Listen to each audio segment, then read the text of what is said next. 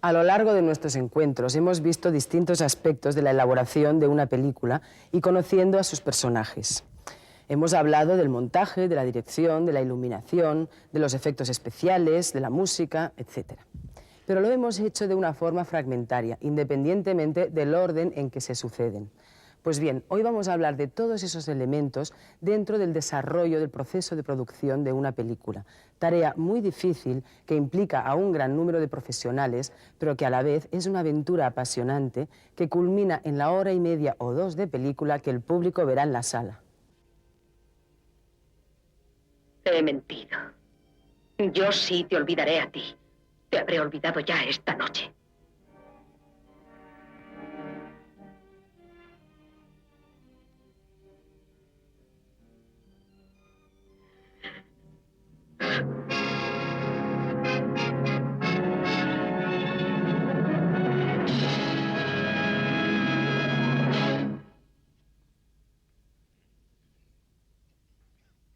¿Maquillador y peluquera? Aquí, señor Starr.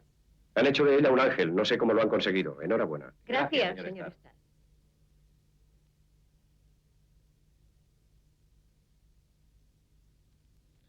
Estas francesas realmente tienen mucha fuerza. Saben meterse en el personaje. Sí, tienen mucha fuerza, sí.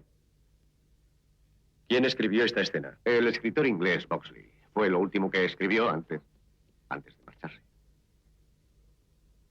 ¡Qué gran regalo de despedida! ¿Quién había oído decir al igual que yo a ti? ¿Se lo habían oído decir a alguien? Al igual que yo a ti. Al igual que yo a ti. Habrá que volver a escribir la escena y rodarla de nuevo. La gente no habla así. ¿Tengo algún escritor a mano que comprenda la forma en que habla la gente? Norman. Sí, Monroe. Que sus guionistas rehagan la escena esta noche. Quiero verla antes de que se ruede. Bien, Monroe. ¿Cuánto va a costar volver a rodarla? Bueno, el decorado ya ha sido desmontado. Pregunto cuánto va a costar. Unos $50.000. Y hay preestreno la semana próxima. No importa lo que cueste, háganlo. El productor ejecutivo se encargará de buscar la financiación necesaria para poder realizar la película. Lo hará a través de su propio capital, de créditos bancarios, de la colaboración de las cadenas de televisión o también del anticipo que puedan darle la empresa que se encargará de distribuir la película. En otros casos también pueden optar a la subvención del Estado a través del Ministerio de Cultura. Reunir el dinero no es tarea fácil si consideramos que en 1993 difícilmente se podía hacer una película por menos de 300 millones de pesetas. En Hollywood, una película de esas características no vale menos de 3.000 millones. Poner en marcha una película implica, por tanto, una gran inversión. Aún antes de que se ruede la primera secuencia, habrá que afrontar enormes gastos y haber reunido a un gran número de profesionales. Tendrán que ser construidos los decorados. El regidor de medios habrá buscado y alquilado o comprado los objetos y utensilios que jugarán en la acción. Los atrecistas, según las pautas marcadas por el decorador, habrán seleccionado el mobiliario y los accesorios necesarios para ambientar adecuadamente el decorado.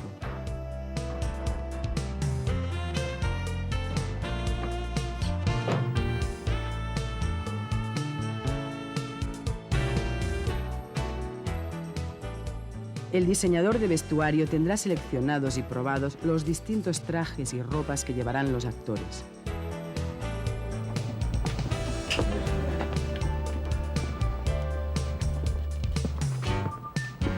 Los masajes de festival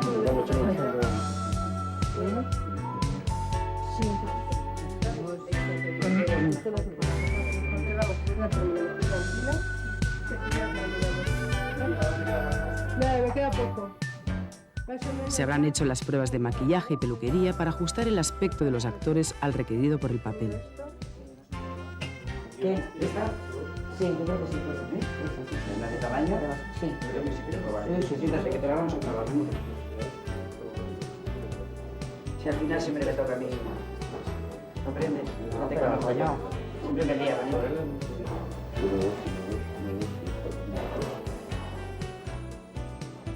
Los operadores de sonido tendrán preparado su mesa de registro y los micrófonos necesarios para cubrir las necesidades del rodaje.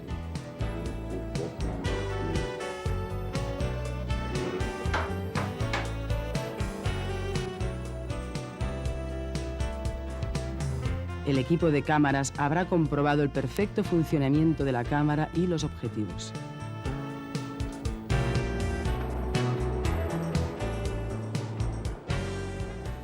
Estarán preparados y comprobados todos los trucos de imagen y efectos especiales en caso de que la película los requiera.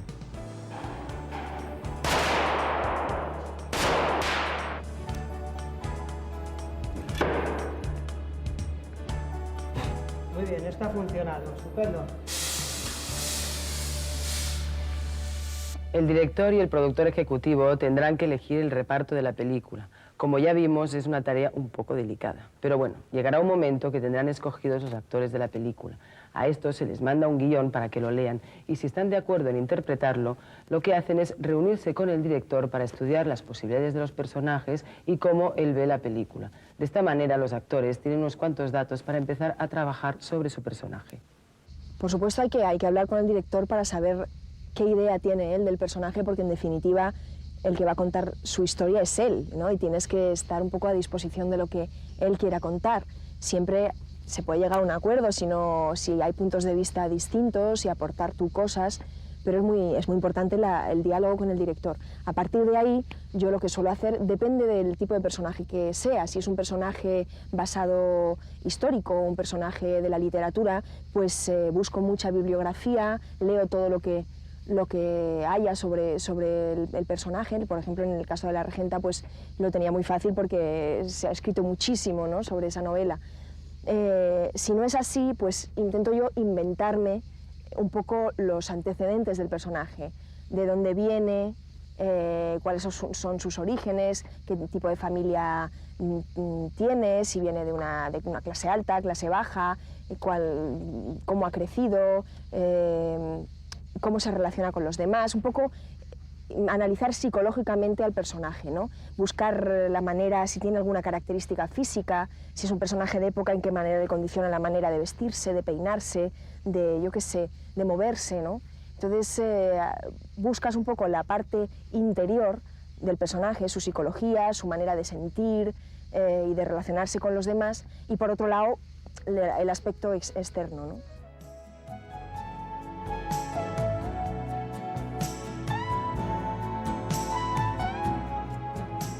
El decorador, a partir de su propia lectura de guión y de las instrucciones del director, desarrollará sus ideas para crear o localizar los distintos escenarios en que se filmará la película.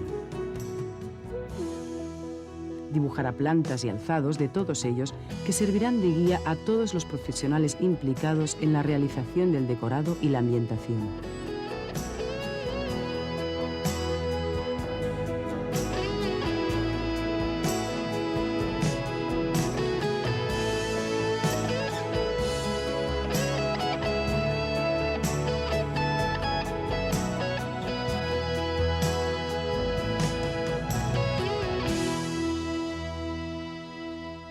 Todo empieza como natural cuando le entregan a uno el guión. Tiene uno que leer el guión, hacer un desglose con mucha paciencia y con mucha dedicación. Luego, estudiar y separar los interiores de los exteriores es una de las cosas más importantes para luego buscar las localizaciones. Ahora rodamos mucho más en exteriores que en interiores. Lo primero es empezar a hacer las relaciones de los decorados, los ambientes, las épocas, y buscar una documentación es lo más importante. Con toda tranquilidad buscar una buena documentación para no cometer errores. A veces los decorados no tienen ninguna importancia.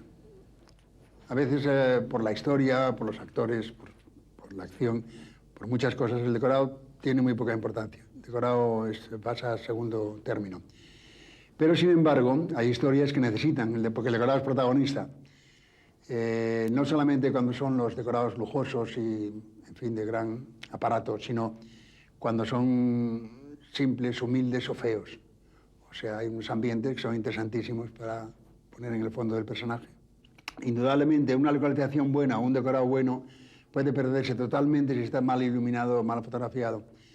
Es como si dijéramos es una cosa importante, importantísimo. Me ha pasado muchas veces en decorados con los que yo no tenía mucha fe y estaba un poco incómodo con ellos, y al verlo luego en proyección fue una sorpresa enorme porque quedaba muy bien. También me ha ocurrido lo contrario. A veces que estaba yo encantado con un decorado y luego por una serie de circunstancias, por la iluminación o por lo que sea, o por la acción, me quedé defraudado al verlo en pantalla, ¿no? El productor ejecutivo habrá delegado el análisis económico y el control de la película en un equipo dirigido por un jefe de producción que, junto al ayudante de dirección, hará un desglose de las distintas necesidades técnicas y artísticas de la película.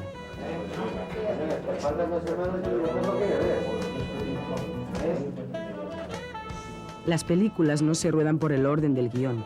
Es necesario agrupar los decorados y las localizaciones para evitar la pérdida de tiempo en los desplazamientos y las fechas en que trabajarán los distintos actores según estén disponibles.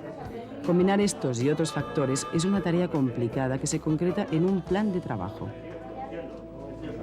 Por fin hemos conseguido la infraestructura necesaria para esta difícil y arriesgada aventura. El circo del cine se pone en marcha. Camiones para trasladar el equipo de iluminación y de cámaras, grúas y travelings, camión cocina, roulots para el maquillaje y el vestuario, coches para trasladar a los actores y al equipo. Cuando todo está listo y se cita al equipo para el primer día de rodaje, todo el equipo tiene eso que los actores llaman mariposas en el estómago.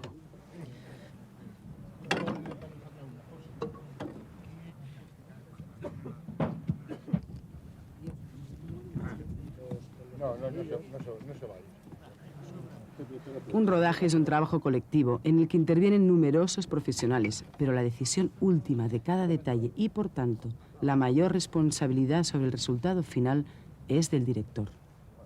Sin que la cámara empiece a arrancar, después de que te da la lanza, pues como 2 o 3, 3.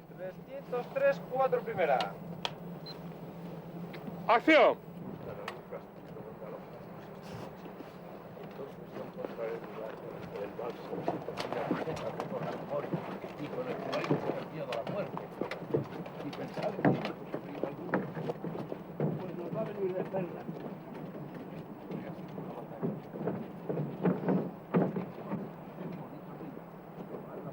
Como ya sabéis, los planos no se filman por el orden que luego serán montados.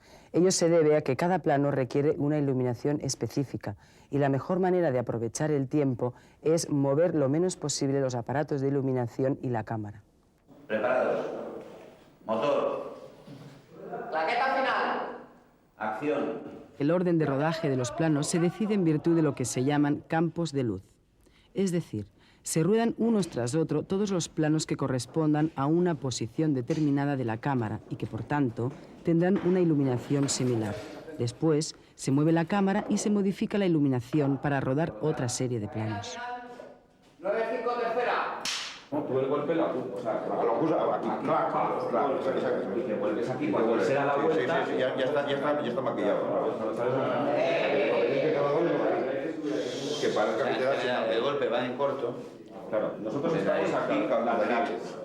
Aquí se puede parar la acción, o sea, si no queréis que se acerque, aquí se puede parar porque es que estamos aquí con una cámara, con un angular, y yo tengo que ver esto. Desde aquí, claro. Aquí ya me vale. Claro. O sea, con que el golpe se el golpe y luego ya desde aquí le maquillamos la... No corregimos. A partir de aquí, nos vamos aquí, le ponemos algo más de verdad, le pega la hostia de verdad, nos volvemos a ir atrás, y da la vuelta y ya está sangrando. Muy bien. Además que golpe desde aquí, fíjate tú. Sí, una cabeza viniendo. A primer plano. Muy bien.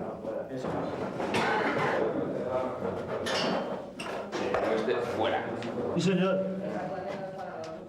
Cuando un director filma una escena, su primer objetivo es colocar la cámara de tal manera que capte con la mayor eficacia cada fragmento de la acción y cada detalle significativo, pero además necesita conseguir que todos los planos unidos produzcan en el espectador una sensación de continuidad y le mantengan ubicado respecto a la acción y el escenario en que tiene lugar. ¡Acción!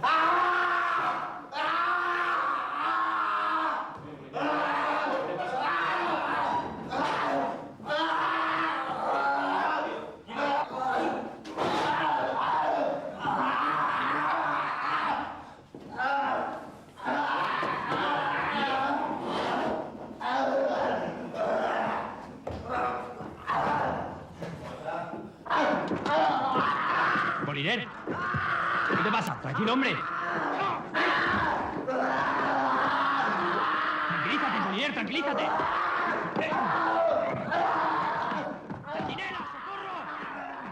En definitiva, intenta que la escena comunique al espectador los hechos importantes y le produzca la emoción pretendida sin que se dé cuenta de que está filmada en planos diferentes. Ya desde los primeros tiempos, los realizadores comenzaron a observar una serie de reglas y convenciones que les permitieran conseguir este objetivo. La primera regla es que cuando queramos cambiar de un plano a otro de igual contenido, hemos de variar lo suficiente el tamaño del plano o la posición de la cámara, ya que de lo contrario se produciría una especie de salto visual. Estos dos planos son excesivamente similares en cuanto a tamaño y angulación. Verlos unidos produce un salto de imagen.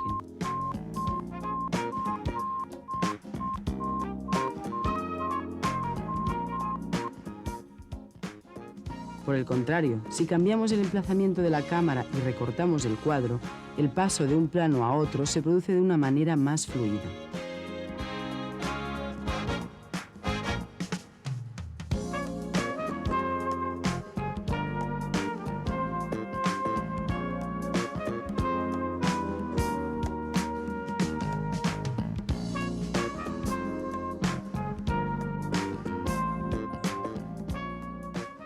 La segunda norma se refiere a la dirección del movimiento. Si utilizamos varios planos para describir los movimientos de un personaje, en todos ellos debemos mantener la misma dirección.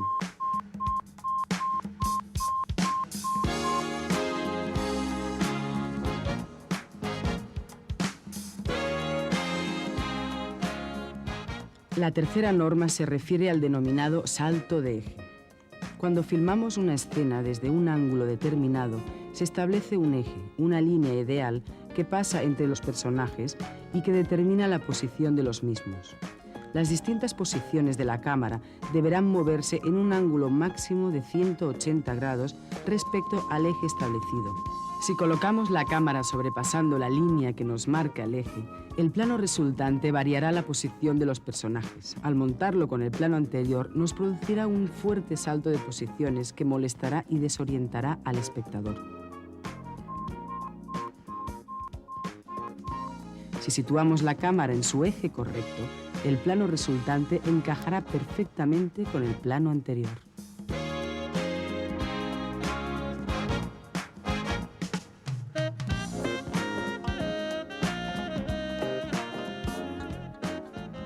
Y lo mismo ocurre si variamos de ángulo para poder hacer el contraplano correspondiente.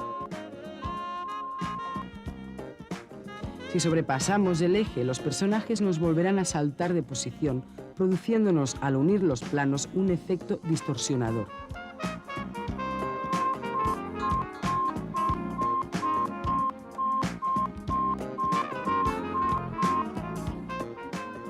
Si colocamos la cámara correctamente, los planos se unirán de manera armónica.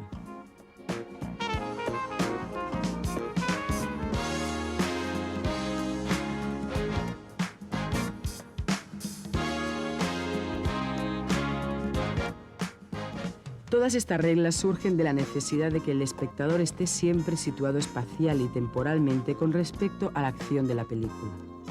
Otro aspecto muy importante que hay que tener en cuenta al cambiar de plano es la perfecta correspondencia de los movimientos y de la situación de los personajes y objetos. Un simple descuido al sujetar un objeto con distinta mano o en una posición diferente y la sensación de realidad que hemos creado se desvanecerá. El observar estas reglas es lo que denominamos raccord, término que designa en cinematografía el perfecto ajuste de movimientos y detalles que afectan a la continuidad entre distintos planos. El raccord nace de una peculiaridad del lenguaje cinematográfico, la necesidad de conseguir la invisibilidad del corte, es decir, cortar sin que el corte sea percibido.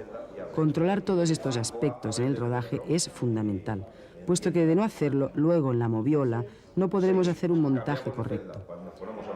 Tan importante es que constituye la función principal de un colaborador inestimable del director y del montador. el secretario de rodaje, que comúnmente se conoce con el término inglés script. Y panorámica hasta la jeringuilla. ¿La cama de Cidra que es esta? Esta, sí. Esta es la cama. Aquí viene de las rejas, sí, claro.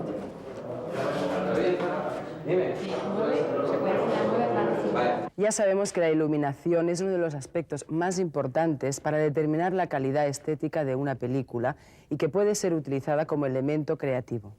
Pero además, un director de fotografía tiene que poseer los conocimientos técnicos necesarios para igualar la luz de los planos de una secuencia. ¿Y cómo se hace eso? Pues cambiando la iluminación en cada plano. El cine que tiene, es lo bueno que tiene por un lado, es la mentira total que es, ¿no? Que un plano lo ruedas en un sitio y el otro que va lo van a unir y va a ser totalmente unidos los dos, va a parecer que están hablando juntos.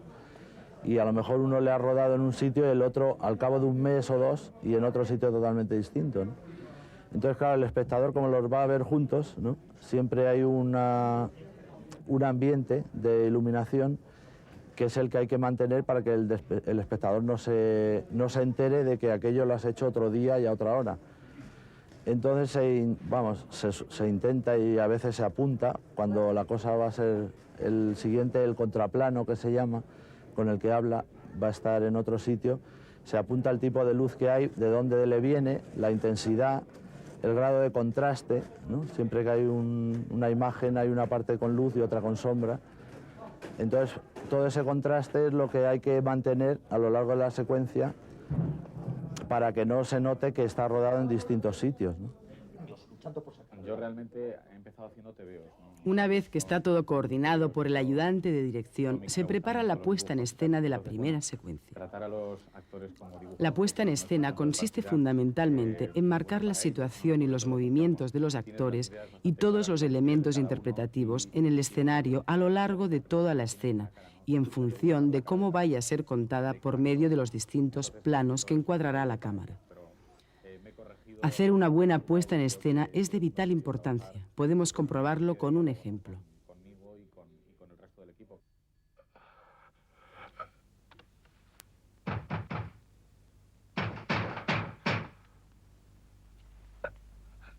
Andrew, no lo olvide. Tiene que convencerles de que solo ha sido un juego. Mankiewicz aborda esta difícil historia entre dos únicos personajes que transcurre en un solo decorado, dotándola de continuo movimiento de los actores por el escenario y añadiendo unos muñecos animados que terminan por adquirir vida propia en función de la valoración visual que la puesta en escena hace de su presencia y movimientos.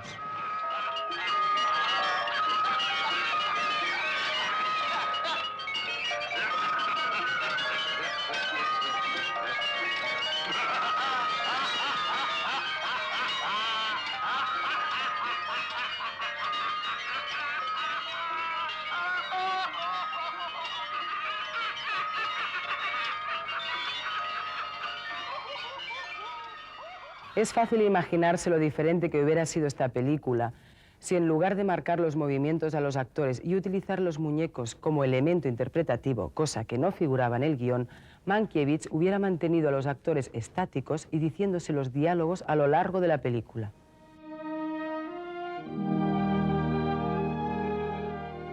Una vez determinada la puesta en escena, el director habrá de decidir cómo va a filmarla, es decir, qué planos utilizará para describirla.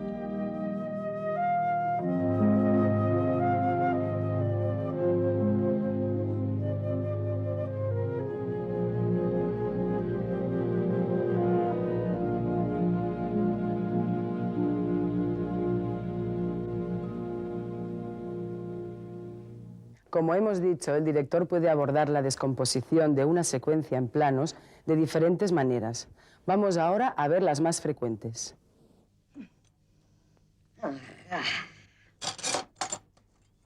¿Qué tripa se la ha roto ahora? Y encima refunfuñando. Puede dividir la escena en planos consecutivos y rodar exclusivamente el fragmento de acción correspondiente a cada uno de ellos. Y aquí hay 1 kilo y 3 cuartos. Pero ¿cómo voy a abrir la puerta del armario si usted no falta la llave ni para cagar? ¡Ladrona! ¡Que eres una ladrona! Y usted no me llame mi ladrona, ¿eh? Que yo soy mucho más honrada que usted. Yo a través de las 10 películas que llevo hechas empecé... No llegué nunca a hacer un storyboard, pero sí que empecé haciendo una planificación teórica muy rígida, entre otras cosas porque eso me daba la tranquilidad de que no me iba a trancar en el proceso del rodaje, es decir, que si no hacía... incluso si cambiaba el plano, porque visto los ensayos pensaba que tenía que hacerlo de otra manera, tenía el recurso de esa planificación teórica de esto va en plano general, esto en primer plano, esto en plano medio. Eso ya no lo llevo preparado, en cualquier caso sí que lo hago, pero lo hago de otra manera. Es decir, yo llego al decorado o al exterior donde se vaya a rodar, llamo a los actores que estarán previsiblemente en maquillaje, hago un ensayo con ellos, hago eso que llamamos un teatrillo de toda la secuencia, y en el momento en que he visto cómo lo hacen, llamo a mi ayudante, llamo a la script y llamo al segundo de cámara y digo, venid para acá, mira, vamos a hacer de aquí a aquí en primer plano, plano 1 va de aquí a aquí, esto va en plano medio, aquí montamos una vía que va de aquí a aquí, tal, esto con este objetivo, esto con esto y ya está, y se ha terminado. Entonces lo hago a partir de la interpretación de los actores, que siempre creo que es la que está mandando en el tipo de plano que hay que hacer. La verdad es que yo rodando soy un suicida, es decir, no ruedo casi nunca un máster porque luego me encuentro con que me he equivocado al hacer algún plano, es decir, o que no está del todo bien un primer plano que he hecho, pues por interpretación, por angulación mía, por iluminación, por lo que sea, y me lo tengo que tragar. Y tengo que montarlo porque no me queda otra posibilidad, porque no tengo rodada otra posibilidad. Pero es que si en vez de montar ese primer plano que me ha quedado mal, yo tuviese que ir a un plano general máster que tengo rodado, para mí estaría igual de mal. Es decir, porque no tiene que estar en ese tamaño de plano, sino que tiene que estar en primer plano. Es decir, no suelo hacer un plano máster casi nunca, excepto en los momentos en que eso ayuda a la interpretación del actor. Es decir, si tengo a dos actores en plano medio y están metidos en situación y están hablando entre ellos, y voy a recurrir a ese plano 2 o 3 veces a lo largo de la secuencia, lo ruedo entero, incluso lo que sé ya que no voy a montar, pues porque lo voy a montar desde el otro lado en contraplano con otro actor. Yo ruedo mucho planos medios con escorzo de espalda del que está hablando con el de enfrente, y en ese sentido, por supuesto, los ruedo completos, no voy a rodar solo los trocitos que se está viendo al de frente. Pero lo normal es que no haga plano máster. Por supuesto, no ruedo nunca desde 2 ángulos distintos el mismo plano. Yo sé que hay gente que le gusta cubrirse y que hace muy bien, luego veo las películas y les quedan muy bien. Pero es que yo no sé rodar un plano, no sé dirigir ni siquiera a los actores para decirles que hagan un plano que sé que no voy a montar, y si no lo voy a montar, pues no lo ruedo. ¿Vas a llorar ahora, cuando has sido tú la que ha tomado la decisión? Me ponen tristes las despedidas. Pero seguiremos viéndonos, ¿no? Mira, ¿sabes lo que vamos a hacer? Vamos a celebrar tu final de trabajo. Estoy seguro de que va a ser un éxito. Pero el director también puede rodar primero lo que se denomina plano máster, es decir, un plano que recoja la totalidad de la acción, aunque deje fuera de cuadro en algún momento a alguno de los personajes. Brindar con champán, aunque solo sea mojando un poco los labios. Toma. Haz tú el brindis. Pues por ti, Fernando. A continuación, filmarán los planos cortos necesarios para reforzar la narración y describir convenientemente las acciones y reacciones de los personajes. Este tipo de planificación le permitirá tener más opciones a la hora de montar la secuencia. Vamos a celebrar el final de tu trabajo. Estoy seguro de que va a ser un éxito. Acción. Vas a llorar ahora, cuando has sido tú la que ha tomado la decisión. Me ponen tristes las despedidas. Pero seguiremos viéndonos, ¿no? ¿Sabes lo que vamos a hacer? Vamos a celebrar el final de tu trabajo. Estoy seguro de que va a ser un éxito. ¿Vas a llorar ahora, cuando has sido tú la que ha tomado la decisión? Me ponen tristes las despedidas. Pero seguiremos viéndonos, ¿no? Mira, ¿sabes lo que vamos a hacer? Vamos a celebrar tu final de trabajo. Estoy seguro de que va a ser un éxito. Gracias, pero yo brindaré con Coca-Cola. Bueno, yo creo que el plano máster, hay gente que lo odia, que lo odia muchísimo, pero yo creo que tiene sus ventajas. Yo creo que el plano máster lo primero que sirve es para hacer una puesta en escena, es decir, para decir al actor por qué se tiene que mover de determinada forma y para que él entienda cuál va a ser, teniendo en cuenta que el cine se hace parceladamente, es decir, por planos, el actor a veces está perdido. En el teatro el actor es el dueño de toda la historia. En el cine no, en el cine tiene que hacer actos de fe continuos y si tú le dices como director que tiene que hacer esto, él tiene que decir, bueno, lo hago y confío en que el director sabe muy bien lo que quiere.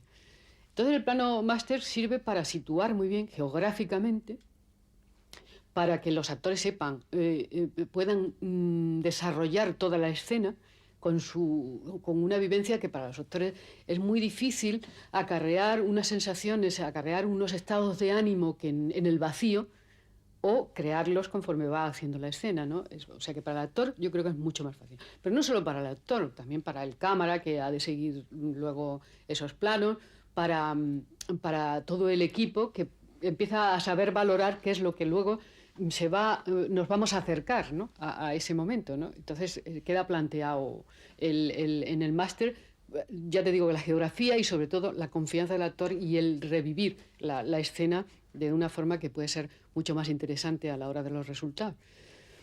Luego, si no se hace el plano máster, pues se tiene que hacer otra cosa similar, que es una especie de cosa que nosotros le llamamos el teatrito, que es que llegas al plató y sin poner las luces y sin montar la cámara siquiera, pues tú le dices a los actores, vamos a hacer esta escena y esto va a ser. Y tú vas a estar sentado aquí o te vas a mover hasta allí, teniendo en cuenta que los movimientos dentro de un plano no deben ser nunca gratuitos, sino que tienen que ser siempre motivados por algo, o sea, deben ser expresivos.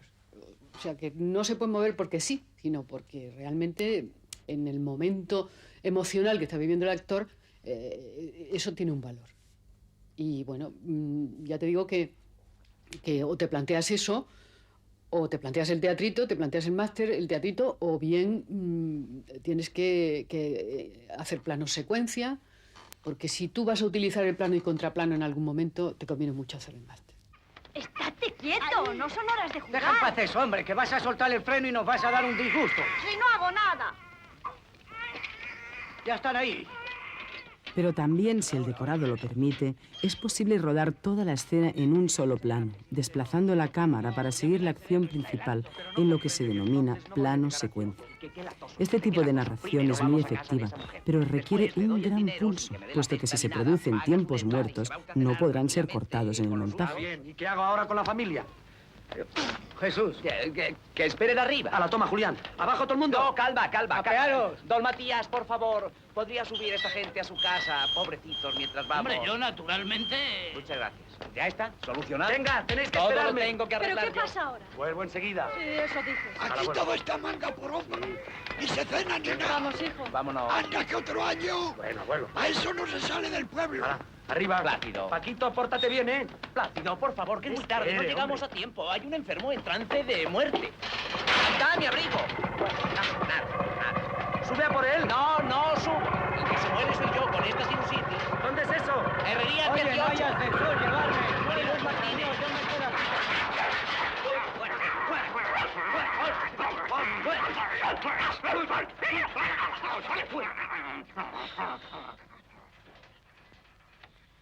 Yo el plano secuencia ahora lo explico de una manera, le quiero dar unas intencionalidades, pero en realidad, porque no puedo mentir, le tengo que confesar a los que me estéis viendo o escuchando que el plano secuencia a mí me nace de una comodidad, simplemente esto de cambiar la cámara de plano contra plano, de esto que ahora entiendo que hago bien y que el plano secuencia para mí está mucho más justificado y que es mucho mejor para las películas que el plano y el contraplano, pero el nacimiento es por comodidad, porque me fastidiaba esto de tener que cambiar una vez terminado un plano y todo este problema también de los ejes y todo, que siempre nos traía unas pequeñas correcciones.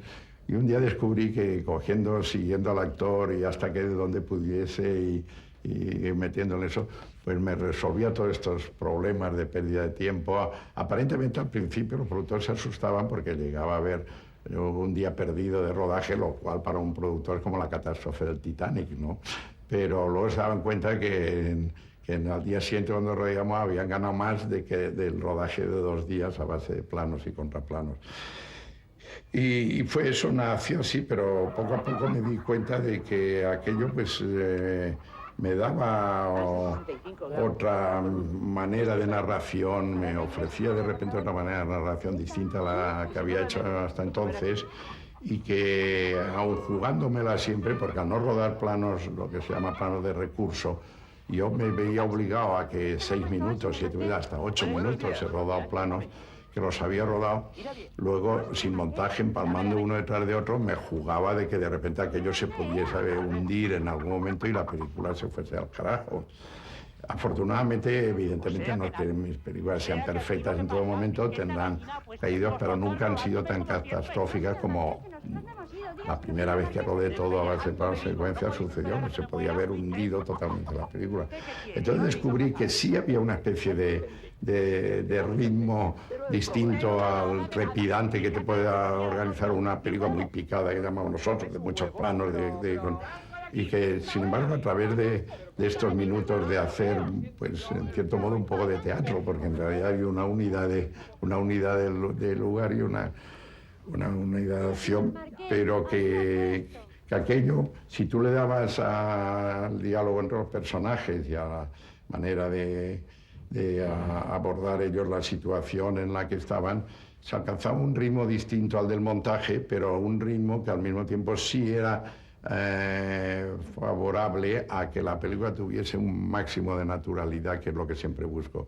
A mí lo que me gusta mucho en la película es que aunque pongas situaciones que en principio parezcan disparatadas, nunca se llegue a la farsa, y quiero que los actores trabajen siempre dentro de un diálogo natural en un ambiente supuestamente también real y natural, ¿no? Y entonces el plano secuencia ayuda mucho a esto. Venga, motor. Momentito, que rueda. La película, pues. Venga, ahí lo tenemos. Venga, canta. 42, 1 segundo. Acción.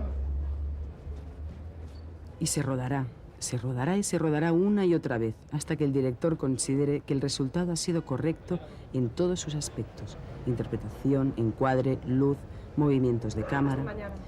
Si pensamos que un rodaje suele durar entre 8 y 10 semanas como mínimo, durante las cuales un equipo de 50 o 100 personas conviven intensamente, nos podemos hacer una idea de la importancia que tiene para el resultado final la buena relación entre todos ellos. Habrá momentos de tensión, de nervios, y algunas veces incluso parecerá que todo se va a ir al traste. Pero finalmente el último plano de la película se habrá rodado. Ya vimos lo complicado que resulta producir una película o lo difícil que es llevar una idea cinematográfica a la práctica. Una de las claves para que un rodaje sea un éxito o un fracaso está en la relación del director con el resto del equipo. Existe la figura estereotipada de que el director es un señor que tiene muy mal genio y que no para de chillar. Por eso quiero recordaros unas palabras de 2 grandes cineastas. Uno de ellos, Orson Welles, decía: bien, también hay 2 grandes escuelas de directores, en una de las cuales el director domina y aterroriza a todo el mundo. Yo pertenezco a la otra. Sí que habrá que y el director de fotografía, Néstor Almendros, hablando de François Truffaut, él cree, igual que Jean Renoir, que un buen ambiente durante el rodaje es bueno para la película. Durante el rodaje no hay histerias ni gritos. Trabajamos juntos para hacer una película. Truffaut es una persona que escucha a la gente que trabaja con él. Le dices algo y lo toma en consideración. Puede que lo rechace, pero nunca con la actitud de soy un genio y no necesito que nadie me ayude. Escucha a todos los que trabajan con él: el decorador, el ayudante de dirección, los actores, los maquinistas. Y además estará mejor, será mucho más violento. Estoy pensando una cosa. ¿Por qué no rodamos esta secuencia con nieve? Él utiliza las cosas que la gente aporta a la película de forma que ésta siga teniendo su estilo. Ese es uno de sus mayores talentos.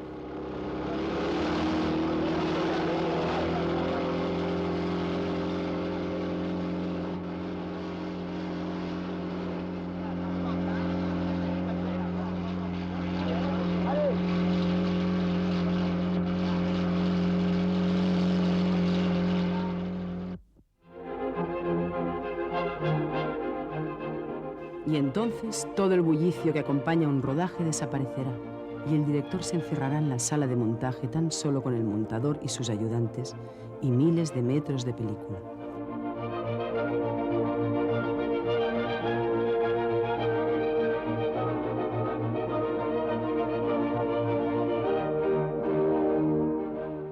Un enorme rompecabezas cuyas piezas habrá que seleccionar y ajustar para que vaya tomando forma aquella historia que el guionista había imaginado. En la moviola aún se tomarán gran número de decisiones, se podrá cortar un diálogo, se eliminará una secuencia o se cambiará de orden, se dará el ritmo adecuado a cada escena y al conjunto de la película. Para poder ensayar y perfeccionar la unión de un plano con otro, el montaje se realiza sobre un copión positivo sacado del negativo original, que queda depositado en el laboratorio. Simultáneamente, se irán montando la imagen y la banda de sonido directo en la que se contienen los diálogos. Después, se añadirán otras bandas, con los sonidos de ambiente y los efectos. Viento, insectos, sonido de vehículos, ambientes de ciudad o de campo, que dan realidad y continuidad a la banda sonora o refuerzan aspectos expresivos de la imagen.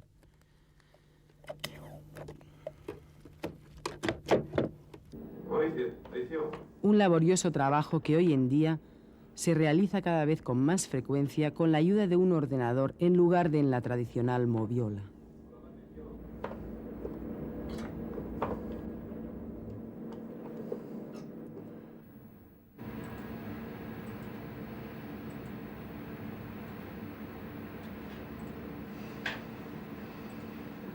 Al tener todo el material, digamos, todo el material positivo, todo el material válido, supuestamente válido de la película, metido dentro del ordenador, lo que te facilita es tener acceso inmediato a cada segmento a cada parte de ese material. En este caso, los pedazos, vamos a hablar con propiedad, no vamos a decir segmentos, sino pedazos de material, son los planos, que es la unidad básica. Entonces tienes acceso tanto a cualquier plano, a cualquier sucesión de planos que hayas montado. En este caso aquí le llama edit, a cualquier montaje, digamos, a cualquier variación de esos mismos montajes que has hecho, y dentro de cualquier plano o cualquier parte de ese plano. En cualquier momento, en cualquier montaje que estés haciendo, tienes acceso a ese plano sin prácticamente más que mover un dedo, ¿no? Bueno, estos ordenadores lo que hacen es facilitar el trabajo, en este caso concretamente del montaje, sin cambiar lo fundamental, puesto que está basado, o sea, este concretamente es un calco del trabajo tradicional en moviola. Además que ha mejorado, la mejor moviola realmente la ha mejorado muchísimo. Vamos, la ha mejorado porque tiene eso, en vez de 2 bandas de sonido, 16, porque en vez de 2 pantallas tiene 6, porque puedes hacer premezclas, porque puedes hacer trucos, porque el acceso es inmediato. Entonces, claro, como en todos los trabajos, pues esto lo único que hace es facilitar. A lo que tú tienes que saber es el trabajo. O sea, si no sabes el trabajo, el ordenador no hace nada. Hola, Patricio. Hombre, la cochinilla. Está vivo de chulo. ¿Te acuerdas? Me diste un susto de muerte. ¿Puedes dejarme tu número de teléfono? El otro día se me olvidó pedírselo a tu suegro. Sí, apunta. 27. Sí. 03. 13. Pablo. Vale, ya estoy afinando, o sea, Vale, pues voy preparando. Ahí está clavado. Vamos a ver. Ahí está. Un poquito alto. Estás un poquito alto. ¿Está grabando, Luis? Sí. Cuando tú me digas, Pablo. Bueno, muy bien, pues vamos allá. Vamos a ver. Atención, bloque número 11. Cuando quieras. 3 y... Una vez terminado el montaje, el compositor o arreglista grabará la música que constituirá un elemento fundamental de la banda sonora.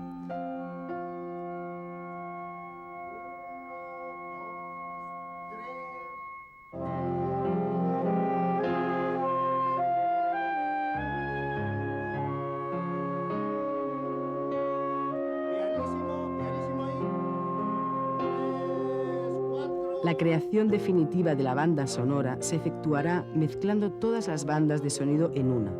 Esta es aún una fase creativa en la construcción de una película, ya que se puede jugar con diferentes niveles de sonido para producir distintos efectos, distorsionar un sonido, poner una música subrayando o siendo un protagonista.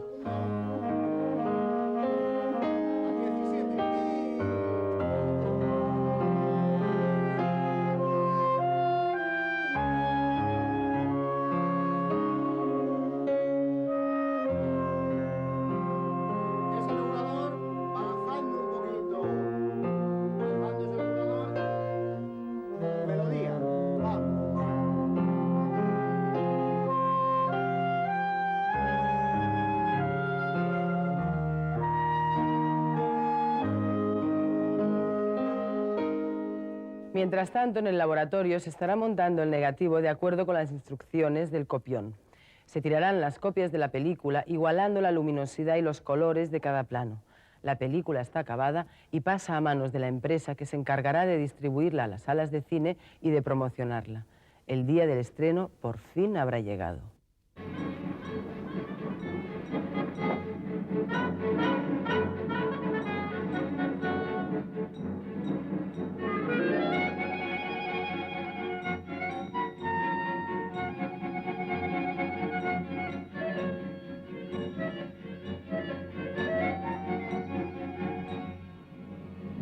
Los elefantes.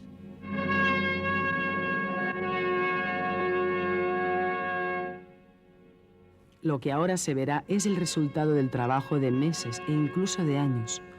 Un trabajo de creación personal y colectiva que une arte, oficio y técnica y que solo tiene un objetivo: encontrarse con el público del que depende su éxito o su fracaso.